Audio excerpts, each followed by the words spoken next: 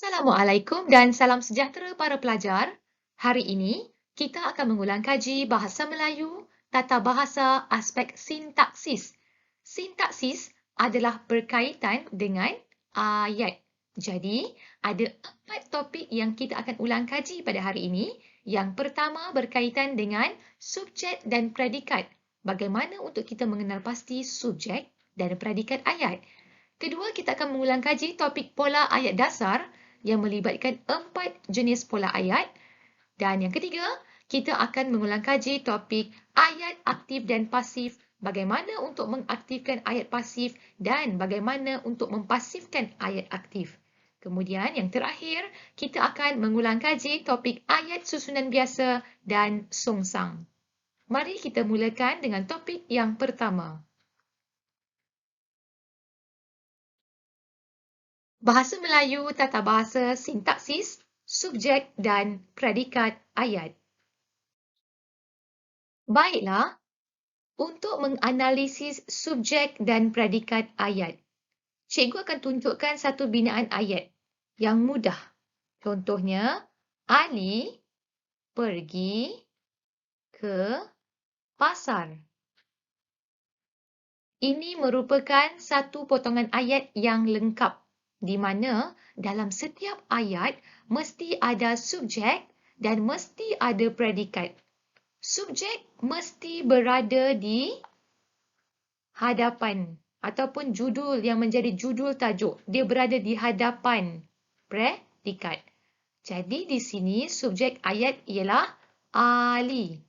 Ali merupakan subjek ayat.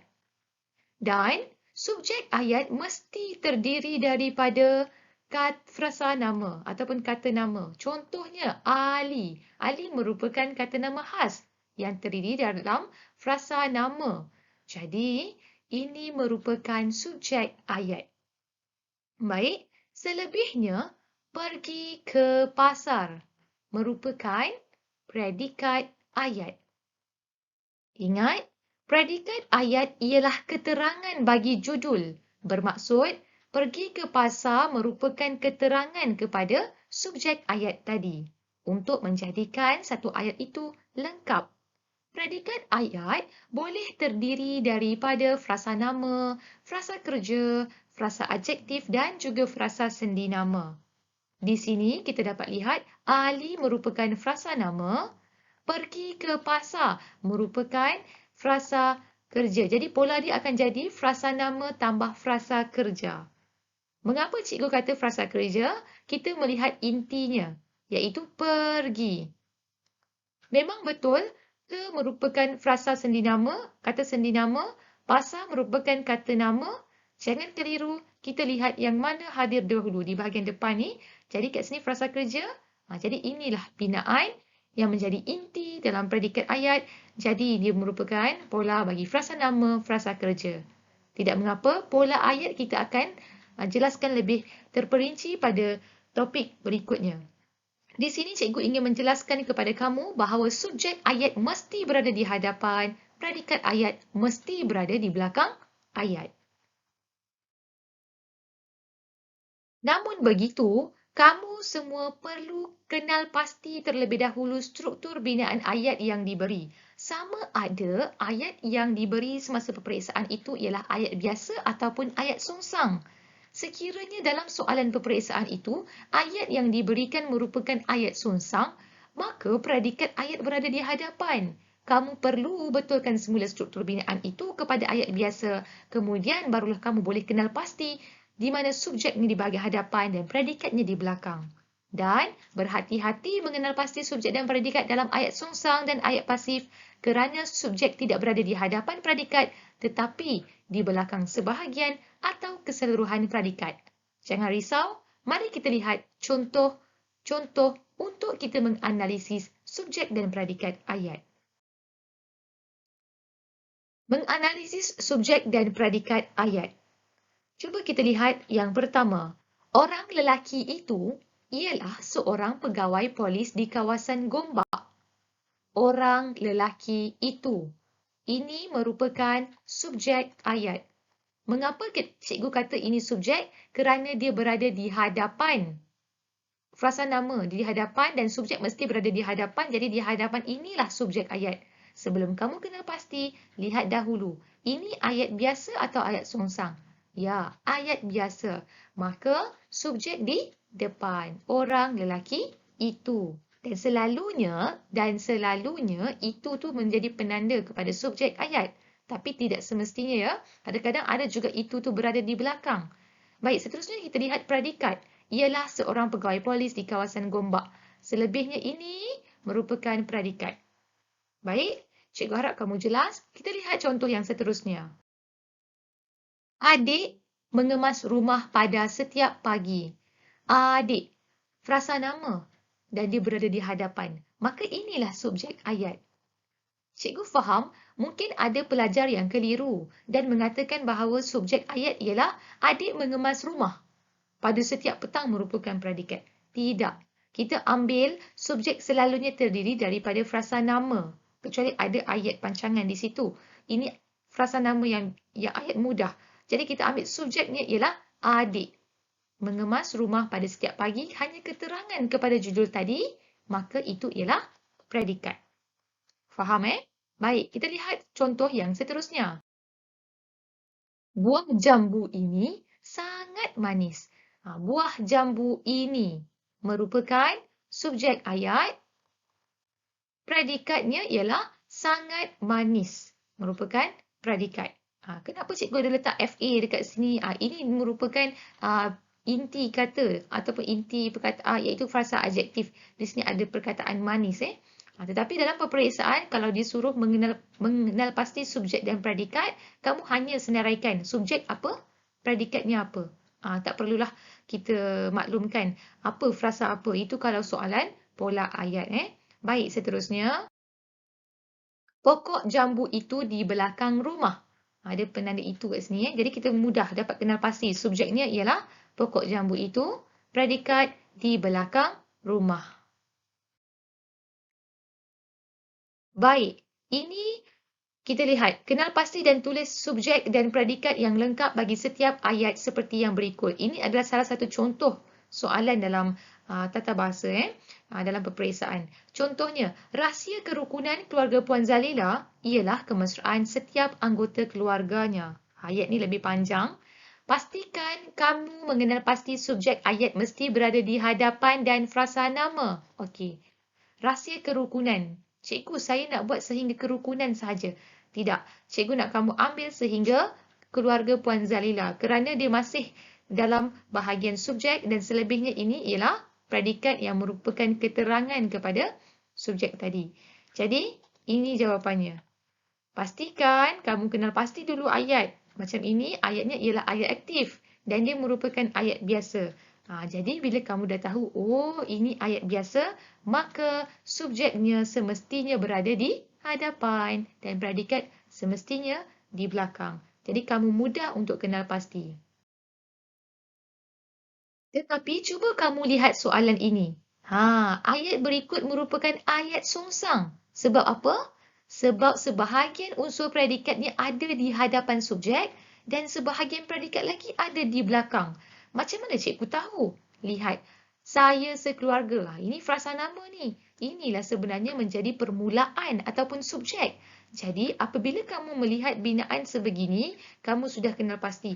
Oh, saya tidak boleh ambil yang di hadapan sebagai subjek. Kerana ini bukan ayat biasa. Ini ayat songsang.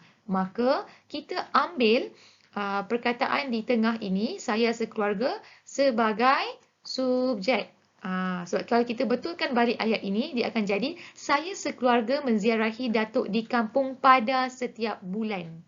Okey, jadi subjeknya saya sekeluarga. Selebihnya ini kamu masuk di ruangan predikat. Ingat, kamu perlu tukar ayat tersebut kepada ayat pinaan biasa bagi memudahkan kamu mengenal pasti subjek dan predikat ayat. Baik, anda semua boleh cuba menjawab soalan yang diberikan. Lihat yang pertama, beberapa ekor kerbau Pak Hamid lari ke hutan tebal itu.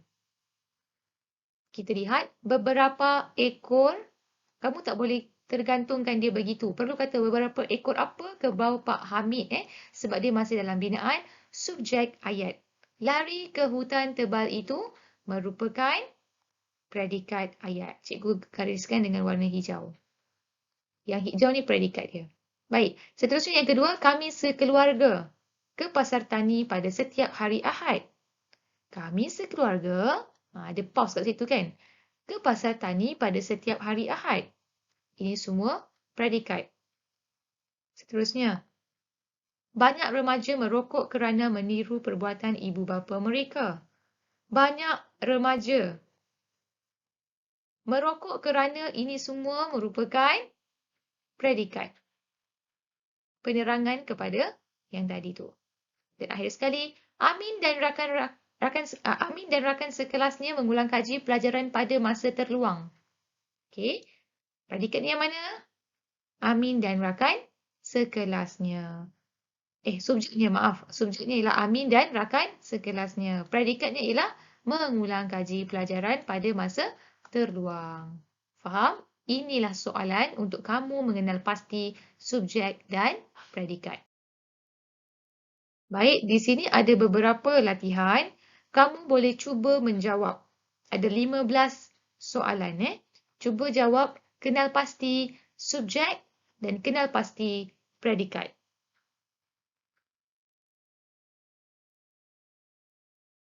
Dan ini cikgu lampirkan jawapannya.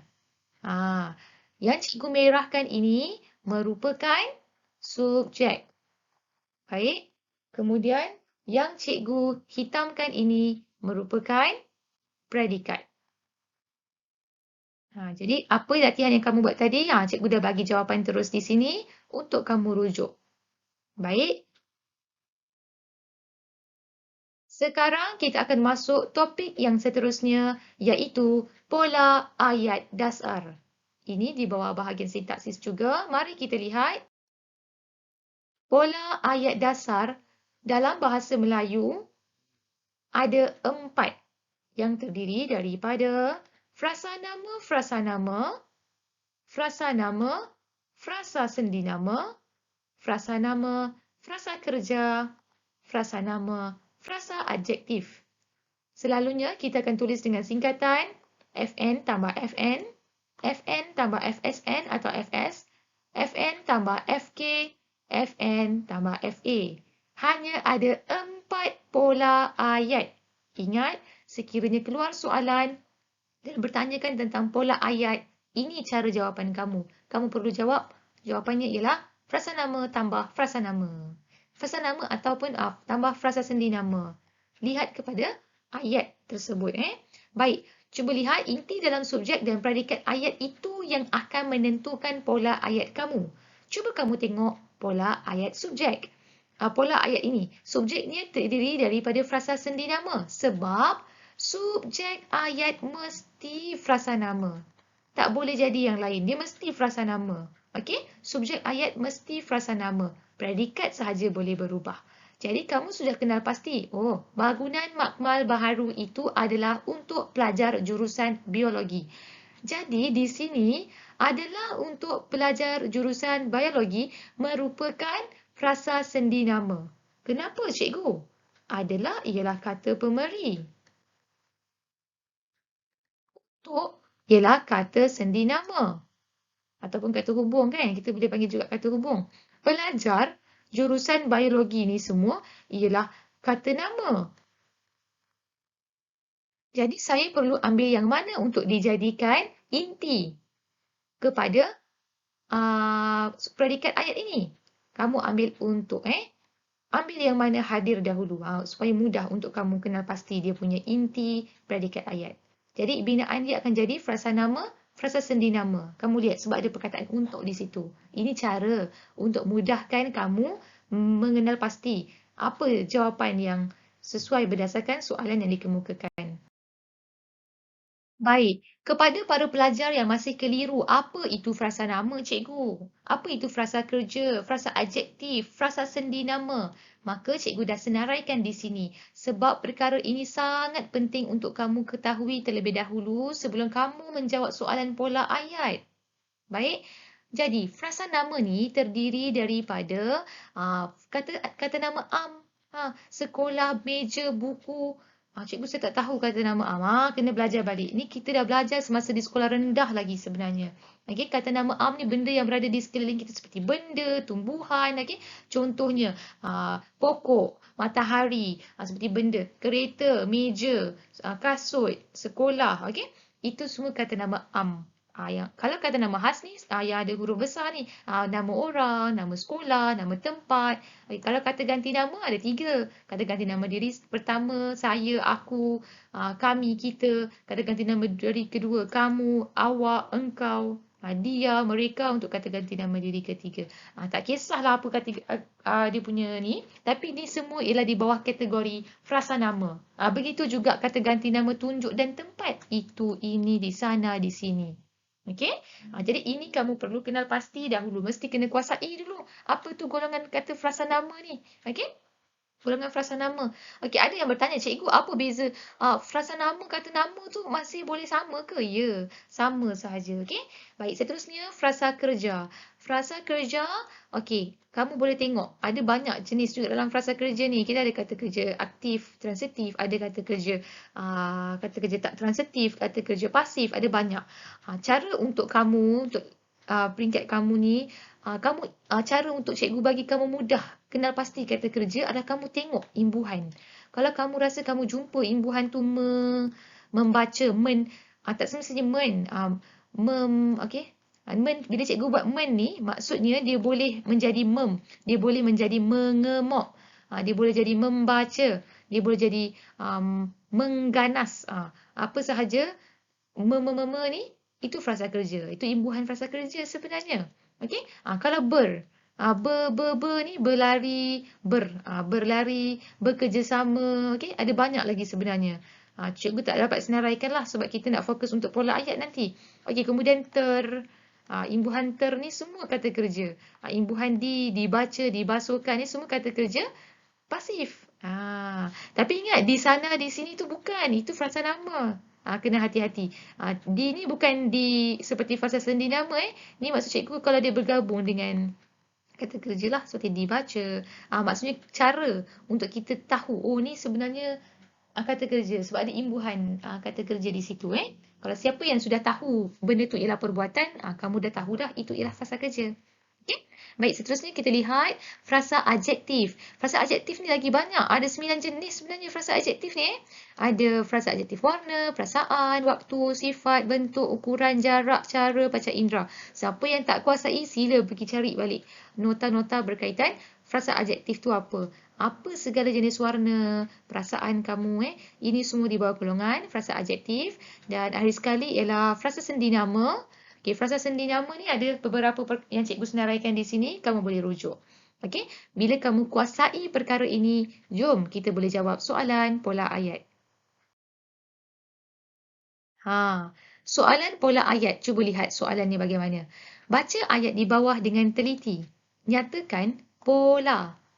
Bagi ayat berikut, sama ada frasa nama, frasa kerja, frasa nama, frasa adjektif, frasa nama, frasa sendi nama. Ada 4 sahaja pola. Baik, dalam peperiksaan kamu, dia takkan warnakan merah, hitam macam ni. Dia takkan bagi tahu kamu mana subjek, mana predikat. Kamu yang kena kenal pasti sendiri. Tetapi, untuk penerangan hari ini, cikgu tunjukkan. Yang merah ni ialah subjek, yang cikgu hitamkan ni predikat. Baik, apa pun ingat, subjek mesti frasa nama. Dah confirm dah frasa nama ni. Cuma kita nak tambah jadi frasa apa? Tambah dengan frasa apa? Semua ni confirm dah frasa nama. Memang semestinya frasa nama. Okey? Baik. Jom kita lihat pula dia punya predikat ayat. Apa inti yang menjadi predikat ayat dia? Okey. Kita lihat di sini. Sedang mengemas rumah. Cikgu sedang. Sedang ni apa cikgu? Sedang ni kata apa cikgu? Kata kerja ke? Kata apa? Dia kata bantu. Tapi tak apa. Kita lihat mengemas. Mengemas ini yang menjadi inti kepada kata dalam predikat ayat ini. Mengemas. Tadi cikgu cakap apa? Ni selalunya imbuhan apa ni? Frasa kerja kan? Okey, jadi kamu boleh terus tulis jawapan kamu di situ. Frasa nama tambah frasa kerja. Sebab mengemas ialah frasa kerja. Seterusnya, Pulau Tioman sungguh cantik. Ini frasa apa? Okey, bagus Frasa adjektif. Kenapa frasa adjektif, cikgu? Sungguh ni kata apa? Sungguh ni kata penguat. Penguat ni selalu dia hadir sebelum ataupun selepas kata adjektif. Ni kata adjektif. Okey. Jadi disebabkan yang macam tadi ni kata bantu. Cikgu kena bagi tahu juga benda ni sebab ada yang tak tahu Baik. Jadi cikgu warnakan kuning merujuk kepada inti kepada predikat ayat ini. Okey, nombor 3. Inti dia ialah sedap. Samalah amat tu ialah kata penguat Baik, so ini FA juga. Yang keempat, daripada Amira. Cikgu, saya nak cakap ini FN tambah FN sebab ada nama Amira. Tak boleh. Dia punya ni kita ambil daripada. Okey, daripada. Kita guna daripada ni sebagai kata frasa sendi nama. Rujuk balik nota yang tadi cikgu terangkan. Kan? Cikgu dah terangkan. Daripada ialah frasa sendi nama. Okey, yang terakhir, Encik Amin pengerusi Persatuan Penduduk Taman Jaya. Jadi, yang ni kat sini memang semua terdiri daripada frasa nama kan. Jadi, dia akan jadi binaan frasa nama tambah frasa nama. Okey? Jadi, kamu nampak kamu kena pasti mana perkataan yang kamu nak ambil menjadi inti dia. Ambil yang depan-depan dulu. Macam cikgu, rumah kan frasa nama yang ni. Nombor 1 ni. Kenapa tak boleh frasa nama tambah frasa nama? No, kita ambil yang menjadi inti iaitu mengemas. Itu yang datang dulu kan, depan kan. Kita ambil itu sebagai pola ayat dia. Okey? Baik, ini latihan untuk kamu. Kamu boleh cuba jawab soalan ini. Yang penting, kenal pasti dulu mana subjek ayat dia. Mana predikat ayat. Selepas kamu kenal pasti subjek dan predikat ayat, barulah kamu boleh tahu pola ayat. Okey? Tengok. Dia pengetua baharu. Dia pengetua baharu. Di sekolah itu. Di sekolah itu ni predikat dia. Okey? Jadi macam mana pola ayat saya, cikgu? Dia depan ni memang frasa nama dah.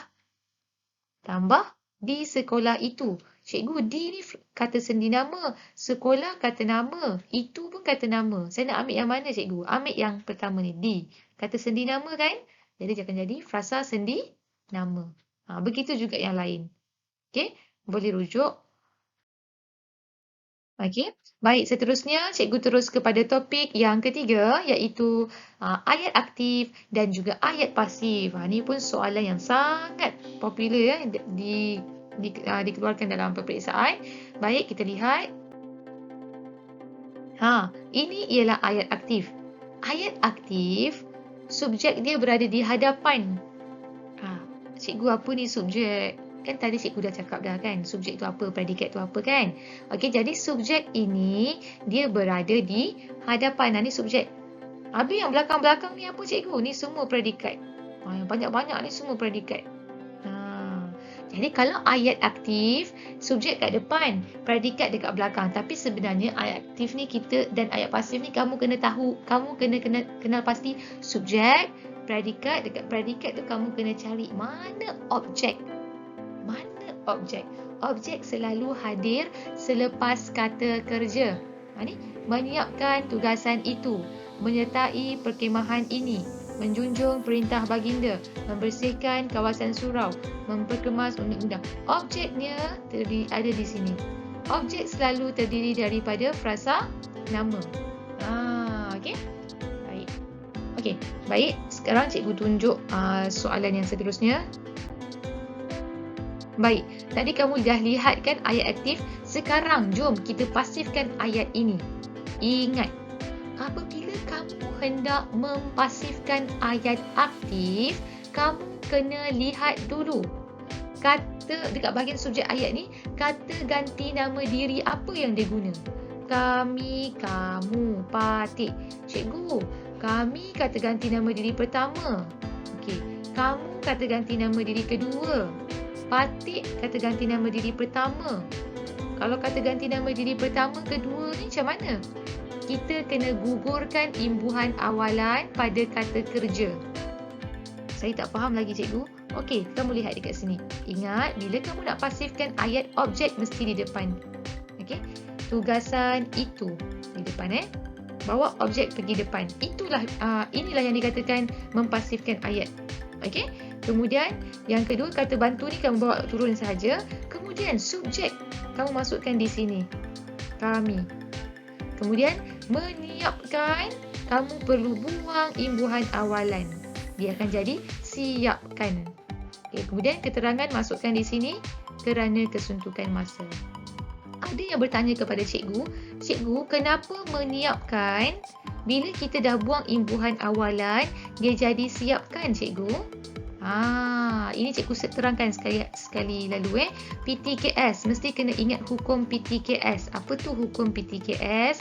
Apabila imbuhan, contohnya macam ni, menyapu. Kalau cikgu kata, apa kata dasar untuk menyapu? Takkan kamu kata nyapu kan? Dia akan jadi sapu. Satu lagi cikgu cakap, memukul. Kamu cakap mukul ke kata dasar dia? Tak, pukul. Okey. Cikgu tanya lagi. Okey, cikgu nak kamu kata kait. Kamu nak kait buah. Kamu cakap mengait. Mengait buah. Kata dasar dia apa? Kait. Okey. Satu lagi. Apa lagi belum? T. Okey, menanam. Kata dasar dia apa? Tanam. Kita takkan cakap nanam kan? Tanam. Okey, jadi kamu lihat dekat sini, kenapa dia jadi S? Mana datang S? Tak ada S pun, ada NY je. Sini pun macam mana jadi P ni? Kat sini M je. Macam mana jadi K ni? Kat sini N, macam tak ada pun kan? T, ni N.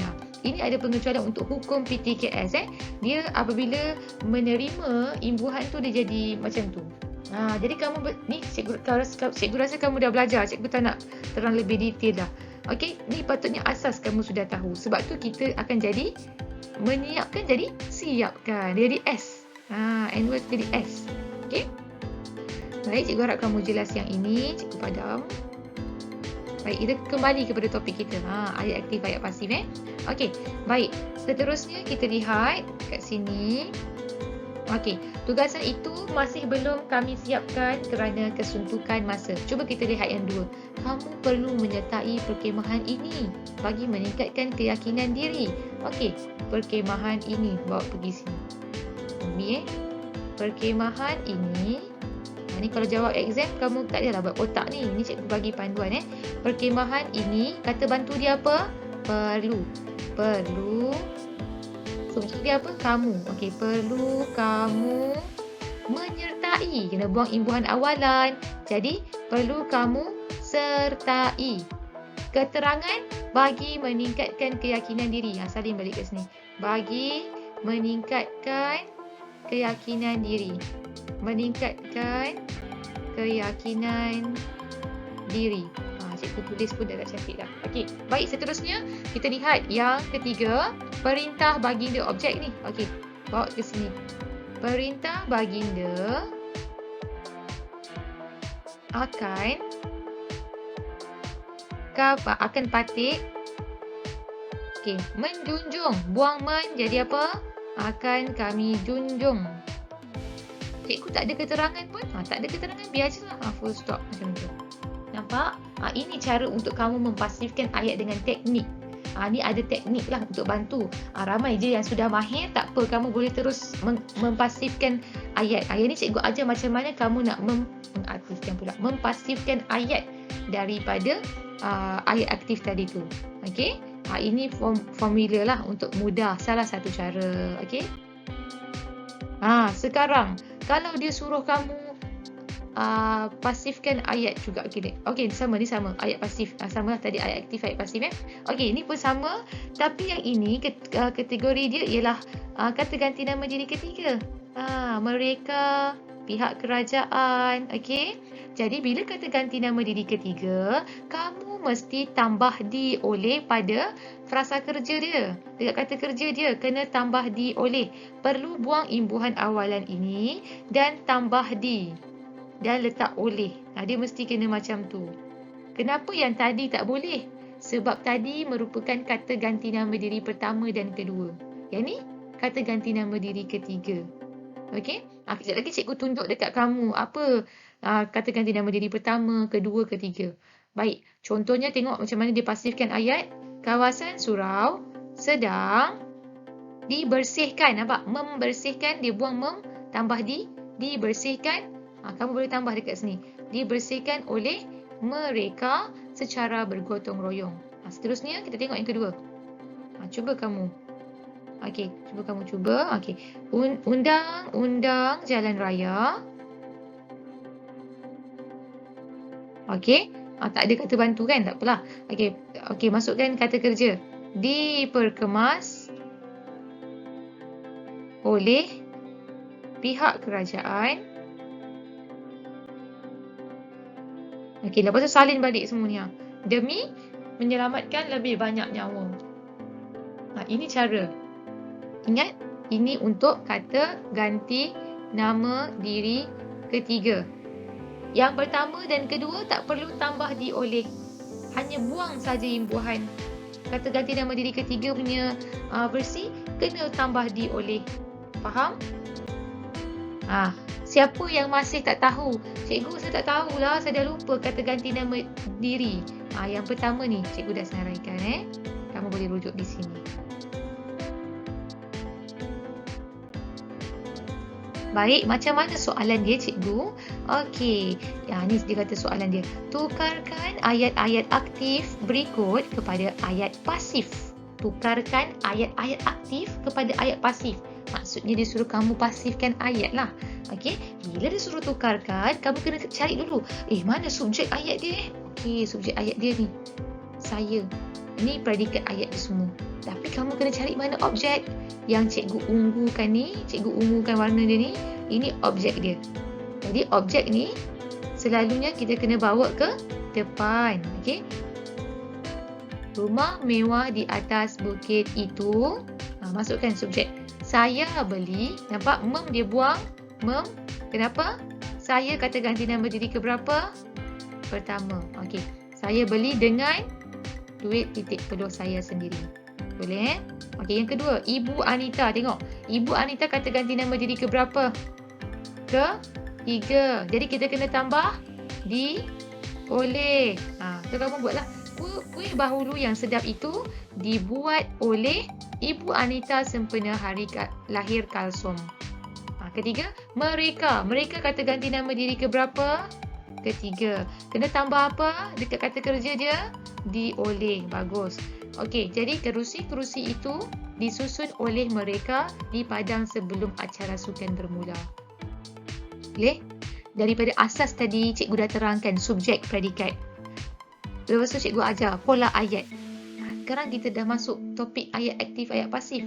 Cikgu harap kamu dah jelas dah sebenarnya. Apa tu subjek? Kita dah belajar awal tadi dah. Okey?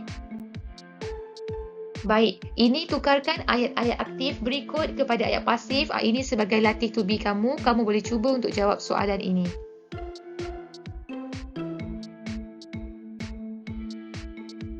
Topik seterusnya, kita lihat pula bahasa Melayu, tata bahasa sintaksis, ayat susunan biasa, ayat susunan songsang.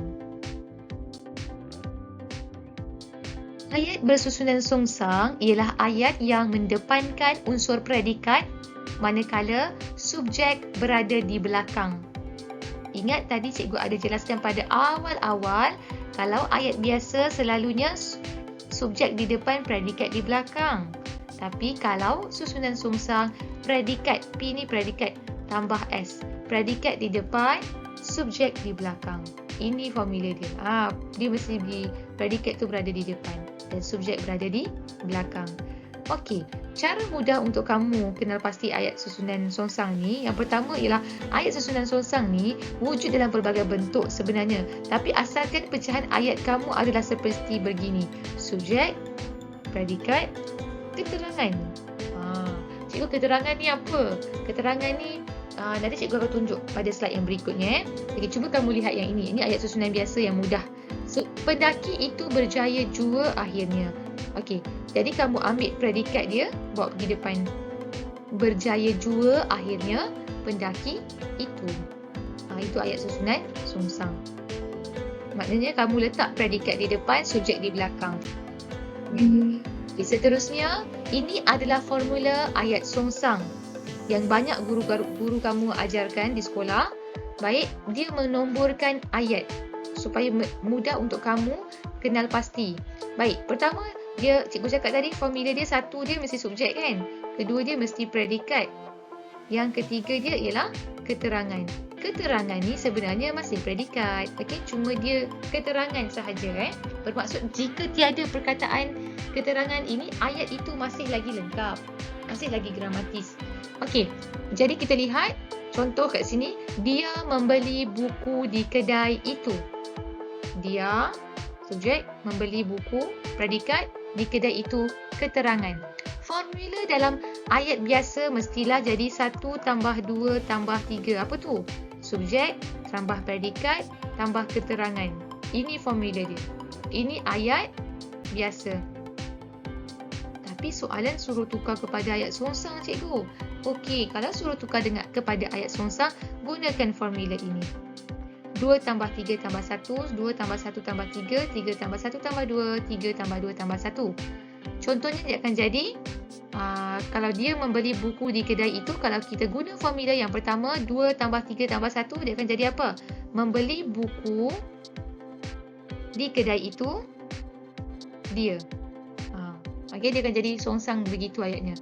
Okay, ataupun yang formula kedua, okay, membeli buku dia di kedai itu. Formula ketiga, 3. Di kedai itu, dia membeli buku. Yang terakhir, di kedai itu membeli buku dia. Keempat-empat ni, itulah binaan ayat songsang. Baik, ini salah satu contoh. Merokok membahayakan kesihatan. Kalau ayat pendek, senang. Dia tak ada 1, 2, 3. Dia akan jadi 1 tambah 2 je. Ini 1, subjek. Kedua dia predikat, SP. Kalau songsang, predikat bawa lah ke depan. Subjek jadilah belakang. Itu sahaja. Mudah. Tapi, kalau dia jadi ayat 3 macam ni, dia ada banyak versi. Contoh 2 orang lelaki bersenam tadi. 1, 2, 3. Okey. Yang pertama, cuba kita guna formula. Okey, yang ni dia guna formula 3 tambah 1 tambah 2. Dia guna formula yang ini. Pun boleh. Tadi, 2 orang lelaki bersenam. Tadi, bersenam 2 orang lelaki. Bersenam 2 orang lelaki tadi. Bersenam tadi 2 orang lelaki. Jadi nampak ada 4 ayat songsang dekat situ. Kita boleh terima ke 4-4 ini sebagai ayat songsang. Jadi tak adalah kalau kawan kamu ada yang jawab yang macam ni, cikgu tak adalah cakap yang kedua ni salah. Masih boleh diterima. Ini contoh salah satu cara untuk kamu kenal pasti ataupun kenal pasti untuk kamu songsangkan ayat daripada ayat biasa tadi tu. Yang ketiga, ibu memotong ayam dengan menggunakan pisau. Jadi cikgu suka cara yang mudah sebenarnya untuk kamu songsangkan ayat ini adalah menggunakan formula 2 tambah 3 tambah 1. Itu paling senang. Maknanya kamu ambil semua predikat ini pergi depan dan ibu tu letak di belakang. Cuma formula ini tidak boleh digunakan untuk semua. Ada kadang-kadang kita terpaksa guna formula yang lain mengikut konteks ayat. Okey? Cuba kita lihat ini. Ini ada latihan untuk kamu. Pembelian secara dalam talian semakin popular. Mana subjek ayat dia?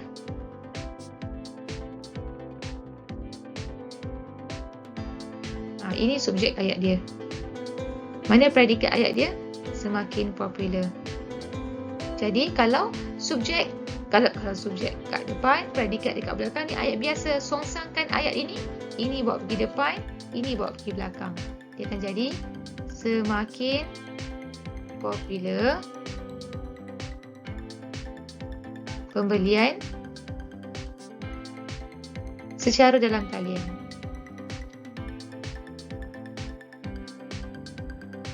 Okey, jelas Full stop. Titik nota. Ini maknanya kita menggunakan formula 2 tambah 3 tambah 1. Ataupun kita guna formula maksudnya 2 tambah 1. Maksudnya ada ayat-ayat ringkas sahaja. Baik. Kita tengok soalan nombor 2. Datuk Siti Nurhaliza, penghibur nombor 1 tanah air. Okey. Jadi kat mana yang mustahabnya sekarang ni kamu mesti kena tahu dia punya subjek ayat dia. Okey, subjek kat sini ialah Datuk Siti Nurhaliza. Sahaja Penghibur nombor 1 tanah air ni predikat dia. Okay, tengok nombor 3. Pemakanan mengikut piramid makanan dapat mengelakkan penyakit kronik. Ini predikat. Jadi fahamlah kan macam mana kamu nak songsangkan ayat tu. Maksud songsang cikgu tu kamu kedepankanlah predikatnya. Okay, program penanaman pokok dilaksanakan untuk mengurangkan masalah pemanasan global. Okay, program penanaman pokok dilaksanakan untuk menanam. Cikgu gariskan. Okay. Program penanaman pokok dilaksanakan untuk mengurangkan masalah pemanasan global. Okey. Jadi dia akan jadi subjek predikat. Bila kamu dah kenal pasti subjek dan predikat, kamu kena kenal pastilah dia punya numbering tu. Mana subjek, mana predikat, mana dia punya keterangan. Sekiranya kamu nak buat binaan-binaan yang pelbagai tadi ni. Okey. Rujuk balik nota yang cikgu jelaskan sebentar tadi. Okey. Ini cikgu dah gariskan mana dia punya subjek, predikat dan keterangan. Jadi kamu boleh aplikasi formula yang cikgu cakap tadi di sini. Jadi kalau kambing yang dilanggar lari itu masih hidup. Jadi pasif pula. Songsangkan ayat dia akan jadi masih hidup kambing yang dilanggar lari itu. Jangan sibuk-sibuk nak tukar. Cikgu faham banyak pelajar yang terlalu keliru. Dia pergi gunakan ayat songsang ni pergi buat macam ayat pasif. Ada jangan keliru macam tu. Ni kamu boleh cuba jawab ya.